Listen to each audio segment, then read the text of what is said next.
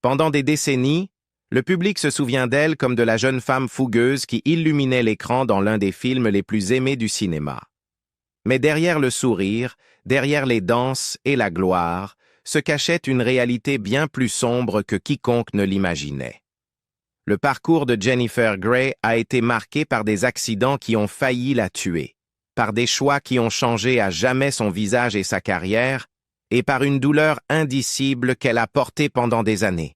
Aujourd'hui, à 65 ans, elle a décidé de dire la vérité sur ce qui s'est réellement passé, les moments qui ont failli la briser, les décisions auxquelles elle n'a jamais cessé de penser et les combats qu'elle a menés loin des projecteurs, une enfance dans l'ombre des attentes. Jennifer Grey est née le 26 mars 1960 à New York, dans une famille qui semblait destinée au monde du spectacle. Son père, Joel Grey, était un acteur oscarisé, surtout connu pour Cabaret, et sa mère, Jo Wilder, était une ancienne actrice et chanteuse. Même son grand-père, Mickey Katz, était un humoriste et musicien réputé. De l'extérieur, tout donnait l'image d'une famille idéale pour faire éclore une future star. Mais Jennifer admettra plus tard que grandir dans un foyer aussi imprégné par la performance s'accompagnait de lourdes attentes. Ses parents étaient autoritaires, la poussant vers la perfection d'une manière qui laissait peu de place à la vulnérabilité ou à l'erreur. Elle fréquenta la prestigieuse Dalton School à Manhattan, où elle étudia le théâtre et la danse aux côtés de sa meilleure amie, la future actrice Tracy Pollan. Dès ses jeunes années, Jennifer était déterminée à être indépendante. Mais cette indépendance vira rapidement à la rébellion. À 16 ans, elle se faufilait dans des boîtes de nuit, sortait avec des hommes plus âgés et menait une double vie. Le jour, elle était l'élève soignée d'une école privée.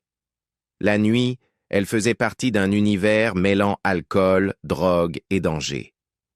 Des années plus tard, elle révélera qu'elle n'avait jamais fréquenté d'adolescent de sa vie et qu'elle était attirée par des hommes plus âgés, vivant bien en dehors du monde protégé que ses parents avaient construit pour elle. L'un des chapitres les plus sombres de sa jeunesse fut une grossesse non désirée qui se termina par un avortement.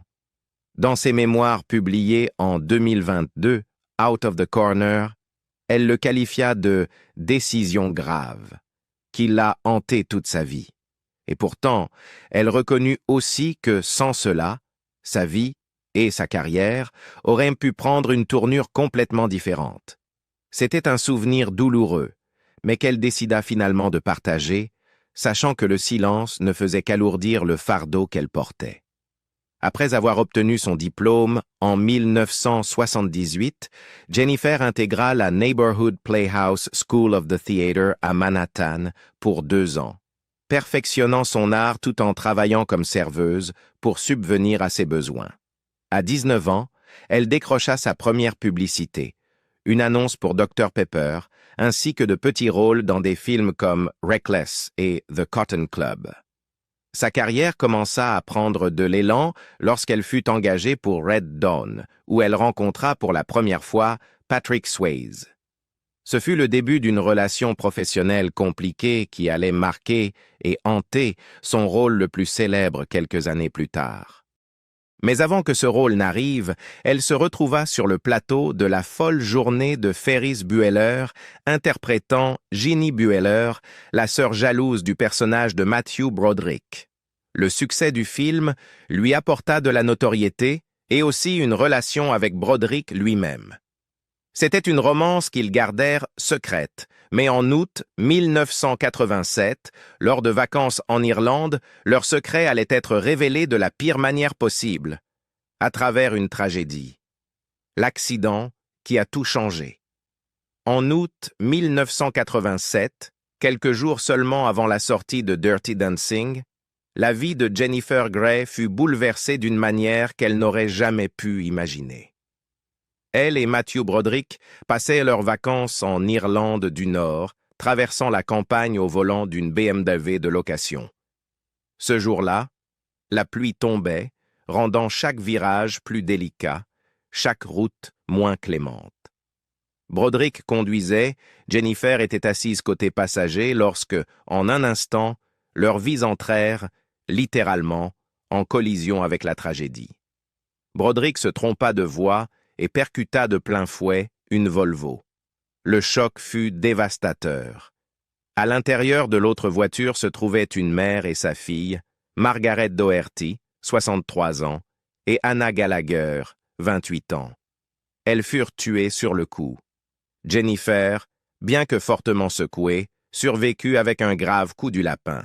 Broderick, quant à lui, souffrit d'une commotion cérébrale, de côtes cassées, d'une jambe fracturée et de blessures qui le laissèrent inconscient et amnésique.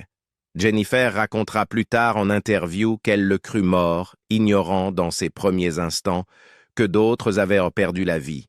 Ce n'est que plus tard, lorsque la réalité de l'accident devint claire, que tout le poids de la tragédie s'abattit sur elle. C'est très difficile à décrire quand on frôle la mort et qu'on est témoin du décès d'autres personnes, confia-t-elle à Entertainment Tonight des décennies plus tard. Se retrouver seule sur une route de campagne, au milieu de nulle part, sans personne autour ni conscient, c'était assez terrifiant. Elle était l'unique témoin survivant, laissé à reconstituer les événements au cœur du choc et du chagrin. Les suites furent brutales. Broderick fut inculpé pour conduite imprudente et écopa finalement d'une amende de 175 $, sans jamais être poursuivi pour homicide involontaire. Jennifer, déjà aux prises avec le traumatisme, se retrouva en plus sous le feu d'un intense examen médiatique. Leur relation, jusque-là privée, fut soudain exposée au grand jour. Pire encore, Dirty Dancing sortit quelques jours plus tard, la propulsant à un niveau de célébrité qu'elle ne pouvait accueillir. La joie du succès fut étouffée par ce qu'elle décrivit comme une culpabilité du survivant. « Je suis devenue l'amoureuse de l'Amérique en 5 jours après l'accident », se souvint-elle. Mais je n'ai plus jamais pu être intrépide après ça. Physiquement, l'accident laissa des blessures au cou, qui la hantraient pendant des décennies. La force de l'impact avait arraché des ligaments à l'arrière de son cou, provoquant des douleurs chroniques qu'aucun massage, aucune glace, aucun anti-inflammatoire ne pouvait totalement soulager. Elle tenta de vivre avec, évitant les activités comme la danse, alors que la danse avait été sa plus grande passion. Ce n'est qu'en 2010, lors de sa préparation pour Dancing with the Stars, qu'un chirurgien spécialiste de la colonne vertébrale découvrit qu'elle n'avait plus de liquide autour de la moelle épinière, une condition qui aurait pu la laisser paralysée au moindre faux pas. Jennifer a également parlé ouvertement de la façon dont l'accident l'avait transformée sur le plan émotionnel. La peur, la culpabilité, le traumatisme, tout s'était ancré profondément en elle, modifiant sa manière d'aborder la vie et son métier. Et bien qu'elle et Broderick se soient séparés l'année suivante, elle admit qu'elle pensait souvent à la famille des victimes. En 2002, elle apprit que Martin Doherty, le fils et frère des femmes tuées dans l'accident, avait pardonné à Broderick, déclarant « Il n'a pas tué ma mère et ma sœur délibérément ». Ce pardon fut une petite source d'apaisement, mais il n'effaça pas les cicatrices durables. Ce fut le moment où la vie de Jennifer Grey se scinda en deux, avant et après. Avant, elle était une actrice en pleine ascension, pleine d'élan. Après, elle devint une femme à jamais liée à une tragédie qui viendrait assombrir son plus grand triomphe professionnel. L'héritage de Dirty Dancing et un partenariat compliqué. Lorsque Jennifer Grey lut pour la première fois le scénario de Dirty Dancing, elle y vit une opportunité, la chance de porter un film qui allait bien au-delà d'une simple romance. C'était une histoire initiatique avec de la musique, de la danse et du cœur. Mais il y avait un problème. Les producteurs voulaient Patrick Swayze pour le rôle masculin principal. Elle avait déjà travaillé avec lui sur Red Dawn en 1984, et ses souvenirs n'étaient pas chaleureux. À l'époque, elle l'avait trouvé macho, farceur et parfois peu attentif lorsqu'elle avait besoin de concentration. Elle avait alors décidé en silence qu'elle ne voulait plus jamais tourner avec lui. Mais à mesure que le casting traînait et qu'aucun autre acteur ne semblait convenir pour incarner Johnny Castle, la pression monta. Les producteurs organisèrent un essai à l'écran, et avant que celui-ci ne commence, Patrick la prit à part.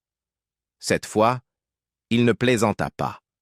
Il la regarda droit dans les yeux et lui dit « Je t'aime. Je suis désolé. Je sais que tu ne veux pas que je fasse ce film, mais on pourrait cartonner. » Sa voix se brisa, ses yeux s'embuèrent, et à cet instant, quelque chose changea pour Jennifer. Elle n'oublia pas le passé, mais accepta d'avancer. La chimie durant l'essai fut indéniable. Ce qu'ils avaient n'était pas la connexion douce et facile de proches amis. C'était quelque chose de plus volatile, fait d'attraction et de friction. Cette tension convenait parfaitement à l'histoire de Baby et Johnny. Les producteurs le virent immédiatement. C'était de la foudre en bouteille. Le tournage pouvait commencer. La production se déroula durant l'été 1986 à Lake Lure, en Caroline du Nord, dans des conditions loin d'être glamour. Le budget était serré, le planning implacable et la chaleur écrasante. Gray, malgré un sens naturel du rythme, n'avait jamais pris de cours de danse formels et dut travailler dur pour suivre la précision et la technique de Swayze. Fils de la célèbre chorégraphe Patsy Swayze, Patrick était un danseur formé de manière classique, abordant chaque scène avec discipline. Cette même discipline pouvait se transformer en frustration lorsque Jennifer manquait un pas ou éclatait de rire nerveusement, comme lors de la célèbre répétition du chatouillement de bras, un moment qui irrita visiblement Swayze, mais qui fut conservé dans le film pour son authenticité. Tous les défis n'étaient pas légers. Patrick se blessa gravement au genou en tournant la scène d'équilibre sur le tronc d'arbre, mais il continua malgré la douleur. Jennifer, de son côté, luttait avec ses propres insécurités, ressentant à la fois son manque d'expérience et la tension implicite avec son partenaire. Certains jours, ils étaient chaleureux l'un envers l'autre. D'autres, ils échangeaient à peine quelques mots entre les prises. Le chorégraphe Kenny Ortega jouait souvent les médiateurs afin de maintenir une atmosphère professionnelle. Et puis, il y eut le porté, le mouvement iconique qui allait devenir l'instant signature du film. Jennifer refusa de le répéter. Elle avait peur d'être lâchée et malgré l'assurance de Patrick, elle resta ferme. Ainsi, lorsque les caméras tournèrent pour la danse finale, ce fut la première et unique fois qu'ils l'exécutèrent. L'adrénaline, le risque, la confiance implicite, tout se traduisit à l'écran d'une façon qu'aucune répétition n'aurait pu recréer. Lorsque Dirty Dancing sortit en août 1987, le monde l'embrassa. Le film rapporta plus de 214 millions de dollars dans le monde, la bande originale se vendit à des millions d'exemplaires et le film devint le premier à écouler 1 million de copies en vidéo. Jennifer reçut une nomination aux Golden Globes et devint l'un des visages les plus reconnaissables de Hollywood. Mais en privé, elle eut du mal à s'en réjouir. L'ombre de l'accident en Irlande planait encore, et l'épuisement émotionnel d'un tournage sous tension rendait ce succès étrangement amer. Pourtant, l'héritage de Dirty Dancing était scellé.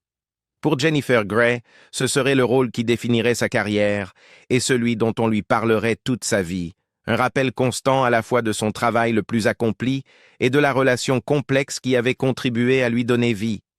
Disparaître au grand jour, la rhinoplastie qui a tout changé. Dans les années qui suivirent Dirty Dancing, Jennifer Grey se retrouva face à un dilemme qu'elle n'avait pas anticipé. Elle était célèbre, immédiatement reconnaissable, et enfermée dans un type de rôle. Les directeurs de casting la voyaient comme Baby Houseman, douce, accessible, mais limitée. Elle craignait que son apparence ne la cantonne au même personnage. Des amis, des collègues de l'industrie, et même sa propre mère commencèrent à lui suggérer une rhinoplastie. Pour Jennifer, ce n'était jamais une priorité. « Mon soi-disant problème n'en était pas vraiment un pour moi », écrivit-elle dans ses mémoires.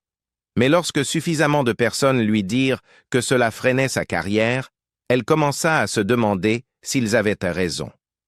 Au début des années 1990, elle consulta 3 chirurgiens plasticiens et finit par se décider. La première intervention devait être subtile, une petite retouche. Au lieu de cela, des complications survinrent et elle dut subir une seconde opération pour corriger une irrégularité causée par la première. Le résultat fut plus radical qu'elle ne l'avait imaginé. Elle se réveilla avec un nouveau visage, si différent que même des amis proches ne la reconnurent pas. La réaction fut rapide et brutale. Les tabloïds et les émissions de télévision s'emparèrent de l'histoire. Les titres réduisirent sa carrière à une comparaison avant-après, comme si toute son identité avait été effacée par un scalpel. Elle décrivit ce changement comme la sensation d'être entrée dans un programme de protection des témoins, entrant dans une pièce et voyant les gens incapables de l'identifier. Dans un moment surréaliste, un employé d'aéroport refusa de croire qu'elle était bien l'actrice de Dirty Dancing. Le coup porté à sa carrière fut immédiat. Hollywood vit de la reconnaissance visuelle, et aux yeux du public, elle ne ressemblait plus à la femme dont ils étaient tombés amoureux en 1987. Les propositions de rôle se raréfièrent. Elle envisagea brièvement de changer de nom pour repartir de zéro, mais y renonça. Pourtant, la difficulté à trouver du travail était bien réelle. Elle obtint de petits rôles, une apparition dans Friends, des participations à Bounce et The West Side Waltz, mais rien ne retrouva l'élan qu'elle avait avant.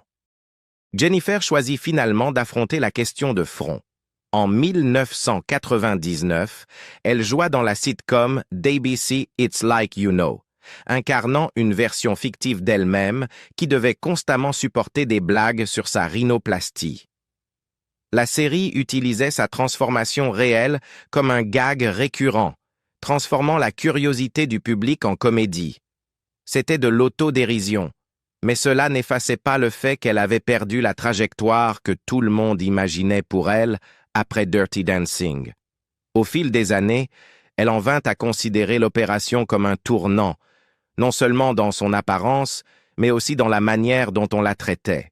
En 2022, elle déclara à People que cette décision ressemblait à une reddition au camp ennemi, et qu'elle se demandait encore ce qui se serait passé si elle avait ignoré les conseils et s'était fait confiance. Elle était entrée en pensant qu'un petit changement pourrait lui ouvrir des portes. Au lieu de cela, il en avait fermé beaucoup. L'ironie, c'est que Jennifer Grey n'avait pas disparu faute de talent. Elle avait disparu au grand jour. La même femme, la même voix, mais un visage que le monde insistait à voir comme celui de quelqu'un d'autre. Et une fois qu'Hollywood décida qu'il ne pouvait plus la situer, il cessa d'essayer. Briser, guérir et danser à nouveau. Bien avant de mettre un pied sur la scène de Dancing with the Stars, Jennifer Grey vivait avec une douleur que la plupart des gens autour d'elle ne pouvaient pas voir. L'accident survenu en Irlande en 1987 lui avait laissé des blessures chroniques au cou, ligaments déchirés, maux de tête constants, raideurs qui ne disparaissaient jamais vraiment. Au fil des ans, elle avait tout essayé. Massage, glace, bouillotte, anti-inflammatoire. Rien n'apportait un soulagement durable. C'était simplement quelque chose avec quoi elle avait appris à vivre, même si cela lui avait peu à peu enlevé les choses qu'elle aimait le plus. Danser, autrefois un geste instinctif, était devenu une activité qu'elle évitait. À la fin des années 2000, l'inconfort faisait partie de son identité. Elle avait adapté sa vie pour le gérer, limitant les activités physiques et ignorant les façons dont son corps compensait. Mais en 2009, la vie lui réserva une autre épreuve. En se préparant pour Dancing with the Stars en 2010, elle subit un examen médical de précaution. C'est alors que le chirurgien neurologique de la colonne vertébrale Robert Bray Jr. fit une découverte choquante. Il n'y avait plus de liquide autour de sa moelle épinière. La situation était dangereuse. Une simple chute pouvait la laisser paralysée. La chirurgie n'était pas une option. Elle était indispensable. Au cours du même processus, les médecins découvrirent autre chose. Un nodule cancéreux sur sa thyroïde. Elle n'avait remarqué aucun symptôme, et le diagnostic fut une totale surprise. Le nodule fut retiré, et le cancer ne s'était pas propagé. Un soulagement qu'elle qualifiera plus tard d'étrange cadeau de l'accident. Si je ne m'étais pas blessé au cou, ils n'auraient pas trouvé la masse sur la thyroïde, confia-t-elle à USA Today. D'une certaine façon, ce que je pensais être l'une des pires choses qui me soit arrivée m'a sauvé la vie.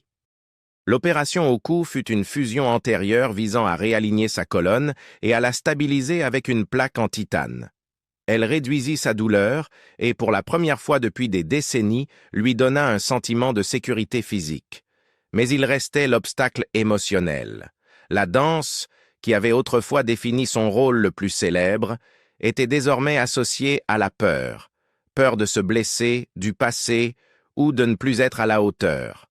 Lorsque la proposition de Dancing with the Stars arriva, Jennifer avait 50 ans.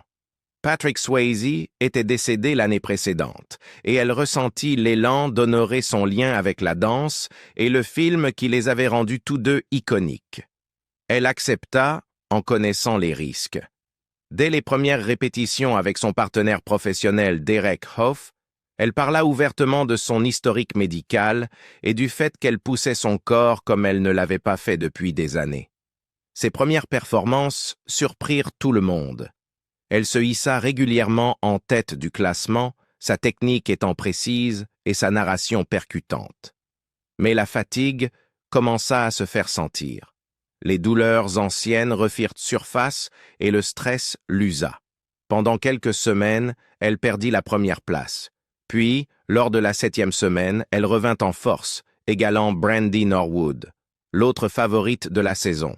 En finale, Jennifer subit un nouveau coup dur. Juste avant la dernière prestation, elle se rompit un disque dans le bas du dos. La plupart des gens auraient abandonné, mais elle exécuta la routine malgré tout, dissimulant la douleur devant les caméras. Le risque porta ses fruits. Le 23 novembre 2010, elle et Hook furent couronnés champions, faisant d'elle la femme la plus âgée à avoir remporté le concours à l'époque. Amour, perte et un autre genre de retour. La vie personnelle de Jennifer Grey a été aussi mouvementée et parfois aussi compliquée que sa carrière. Dans les années entourant Dirty Dancing, elle fut liée à certains des plus grands noms d'Hollywood. Elle sortit avec Michael J. Fox au sommet de sa célébrité dans Family Ties, puis entama une romance passionnée avec Johnny Depp.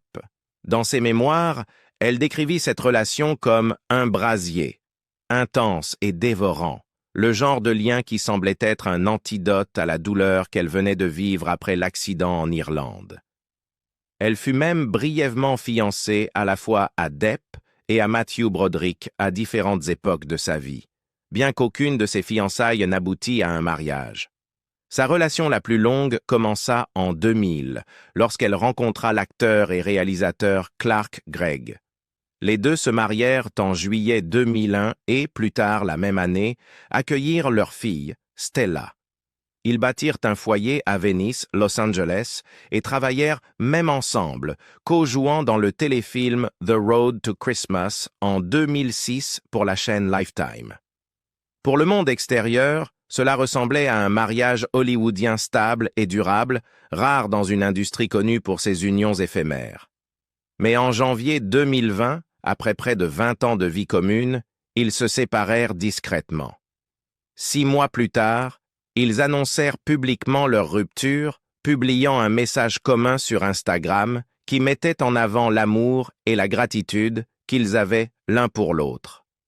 En février 2021, leur divorce fut finalisé. Ils restèrent des coparents et amis dévoués, choisissant de préserver le lien familial qu'ils avaient construit. En dehors de ces relations, Jennifer dut également affronter des combats moins visibles. L'anxiété l'avait accompagnée durant une grande partie de sa vie adulte, influençant souvent ses choix de carrière d'une manière que peu de gens connaissaient.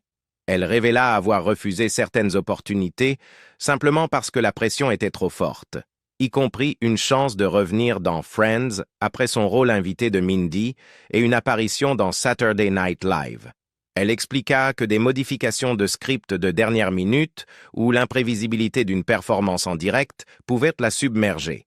Ce n'était pas une question de capacité, mais de l'impact physique et émotionnel que l'anxiété avait sur elle. À la soixantaine, Jennifer commença à voir sa vie différemment.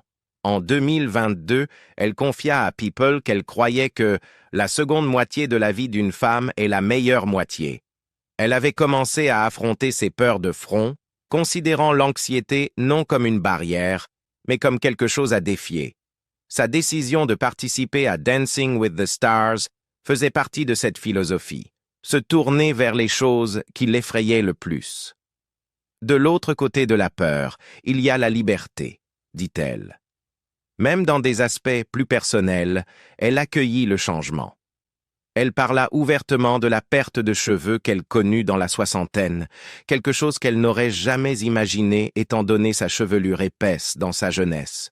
Au lieu de le cacher, elle s'associa à la marque danoise de soins capillaires Arkliniken, attribuant à leurs produits la transformation de la santé de son cuir chevelu et le retour de sa confiance. Sur le plan professionnel, elle commença à développer de nouveaux projets qui lui permettaient de contrôler le récit. Parmi eux, une suite à Dirty Dancing, dans laquelle elle reprendrait son rôle de Baby Houseman, désormais adulte, tout en agissant comme productrice exécutive. Elle promit que l'histoire revisiterait le légendaire hôtel Kellermans, avec de la musique, de la danse et de la romance, mais avec une intrigue reflétant le passage du temps. Le parcours de Jennifer Grey rappelle que la célébrité ne protège personne de la douleur, de la perte ou de la nécessité de se réinventer.